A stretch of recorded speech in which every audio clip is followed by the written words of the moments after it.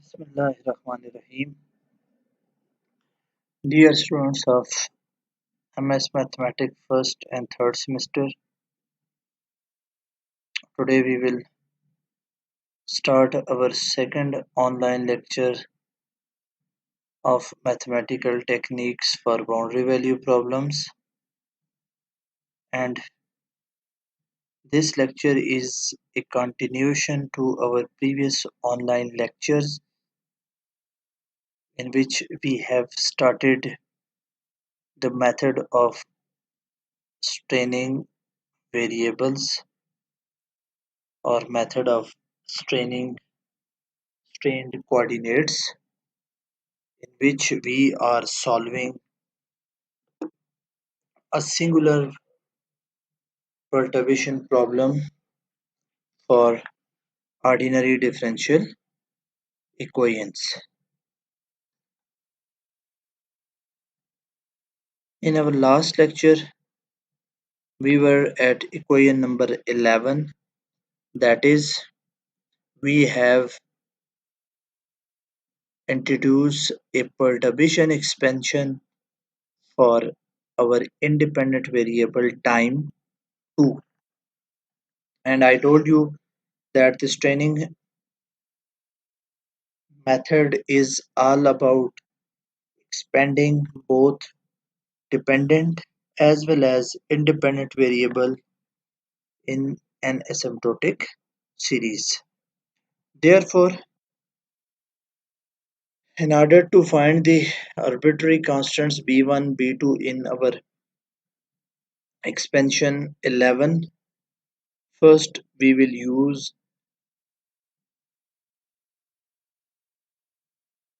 chain rule of differentiation and compute all the derivatives involved in our governing equation.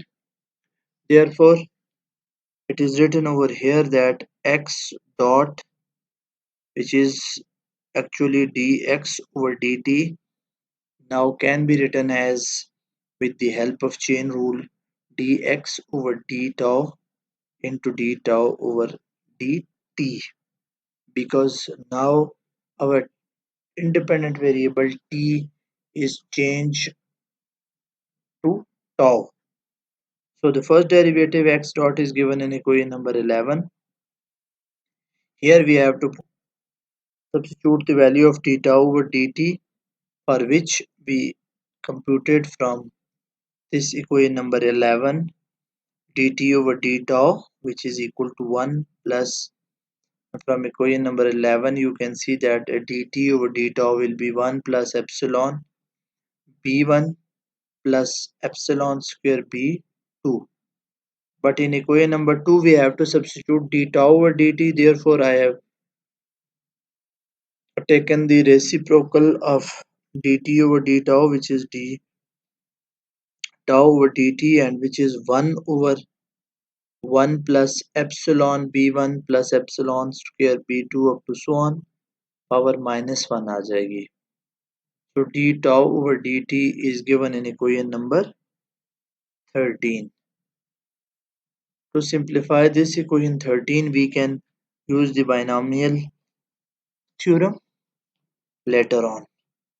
Now using 13 in equation number 12, the putting the value of d tau over dt in equation number 12, x dot is written as 1 plus epsilon b1 plus epsilon power 2 b2 up to so on power minus 1 dx over d tau.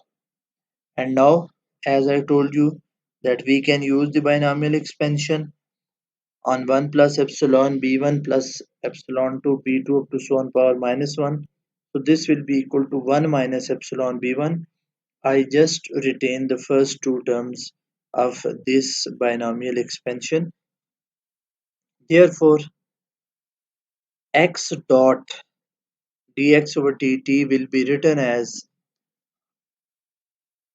dx over d tau, to whom I represent x prime, into 1 minus b1 up to so on, where we have written over here that x prime, this derivative is basically the differentiation with respect to new independent variable tau. So with the help of staining method and chain rule, I get x dot will be equal to x prime into 1 minus epsilon b1 up to so on, given in equation number 14. On the same line, with the help of chain rule, which I have written over here, we can compute the value of x double dot, which is dx dot over dt, and which can be written as d by dt of this into d tau over dt. So this is the chain rule for second order derivative. Therefore, with the help of d tau over dt, इसकी value यहाँ पे हम substitute कर देंगे कोई number 13 से, तो हमारे पास x डबल डॉट जो है that is simply x double prime into 1 minus 2 epsilon b1. So I have computed the first derivative as well as the second derivative with the help of chain rule. Therefore, substituting the value of from equation number 14 and 15 in our original governing equation 1, we get equation number 16. जो हमारा original problem था, अब हमने ये सारी जो नई perturbation expansion ली हैं with the help of staining method,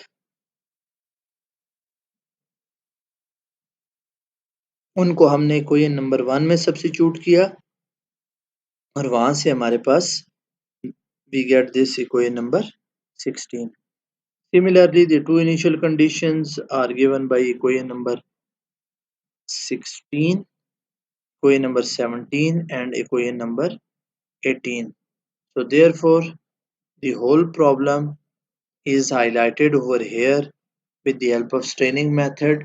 That is, the governing equation will take the form given in the highlighted box as equation number 16. The first initial condition is given in the highlighted box as equation number 17, and the second initial condition is given as equation number 18 in the highlighted box. Next, we have to compare the like powers of epsilon. So, comparing the like powers of epsilon in equation number 16 for epsilon power 0, you can see that we get the system x dot double prime plus k square x dot equal to 0, which is given in equation number 19. The system for epsilon power 1 is given in equation number 20, where the governing equation as well as the initial conditions are given. So we get these two systems which in x0 and x1, which are given in equation number 19 and 20, and we have to find the solution of these two systems. Therefore, the solution of 19, which we have already computed, is given by x0 is equal to a sine kt. This is the solution of x0, solution for x0, and you can see that now in order to find the solution for x1, we need x0 cube, x0 double prime. Therefore, this box we have computed x0 cube is as simple and x0 double prime, which is written over here. यहाँ पे अगर आप देखें तो एक mistake है, ये जो k है हमारे पास, ये k यहाँ नहीं आएगा, ये जो बॉक्स में k लिखा हुआ है, this will not appear over here, this k. This is x naught is equal to a sine kt. Therefore, x naught double prime will be equal to minus a k square sine kt, and x naught cube will be equal to a cube sine cube t, sine cube kt. So I get With the help of with by substituting the value of x naught, we get this equation: x1 double prime plus k square x1 is equal to minus 2b1 a k square sin kt plus a cube sin 3kt. Now I have used the value of sin cube kt, which we have already used in our previous lecture in terms of sin kt and sin 3kt. Therefore, I get the equation number 22.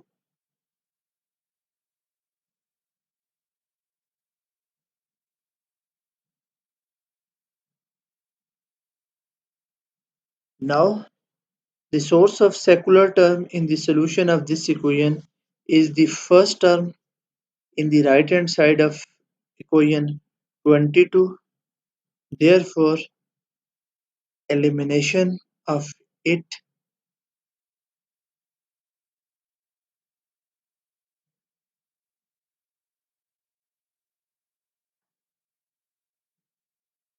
we can choose this term 2b1 k square plus 3a square over 4 is equal to 0. अब अगर आप यहाँ पे देखें तो ये जो हमारे पास फर्स्ट टर्म है on the right hand side, that term may cause may be the source of secular term. Therefore, in order to get rid of this secular term and obtaining the value of arbitrary parameters b1, I can take this value equal to 0, which I have taken over here. Therefore, we get b1 is equal to minus 3a square over 8k square, and hence equation 22 can be written as x1 double prime plus k square x1 is equal to a cube over 4 sin k tau. तो ये एक important step था इस सारे procedure में कि जब हमने ये वैल्यूज पुट कर दी तो उसके बाद आपने ये देखना है कि हमारे लिए जो सोर्स ऑफ सेकुलर टर्म है वो किस टर्म से आ सकता है। तो वो अगर आप देखें तो ये जो हमने राइट हैंड साइड पे फर्स्ट टर्म लिखी हुई है, that is the source of secular term. Therefore we can take the coefficient of this term, which is 2b1 k square plus 3a square over 4 equal to 0, and from where I get the value of b1, which is given in equation number 23, which is highlighted over here. Therefore, equation 22 reduces to equation number 24, which is highlighted over here, and solution of this equation, this is the second order non-homogeneous differential equation. You have to find the complementary function as well as the particular integral, और यहाँ पे particular integral find करना is relatively easy because we have sin k tau, whose particular guess will be a sin k tau plus b cos k tau.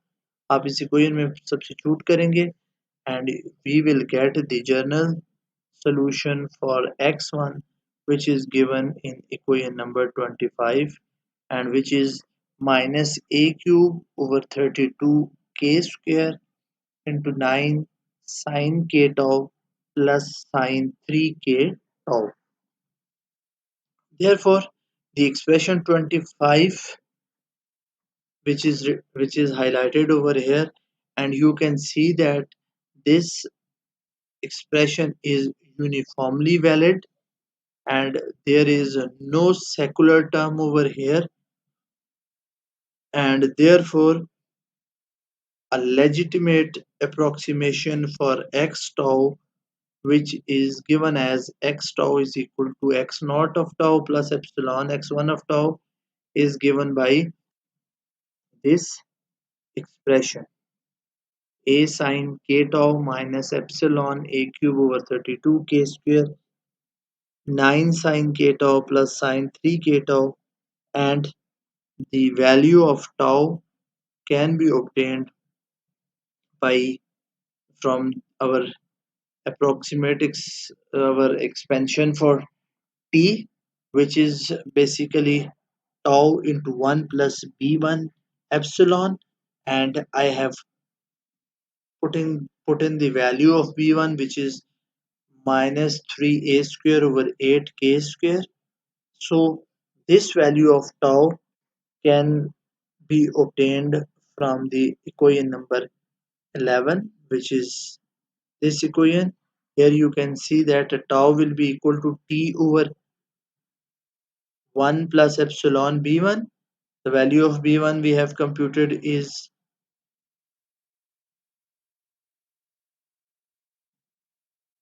over here 3a square over 8k square. Therefore, tau is given over here. So this is the whole story of this training method, which is the method for dealing the singular perturbation in ordinary differential equation.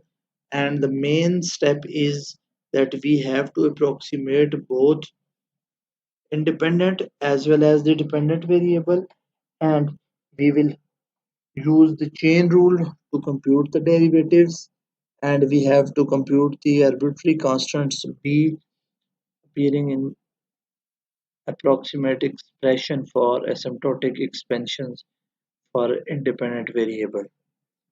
So that's it. Thank you very much.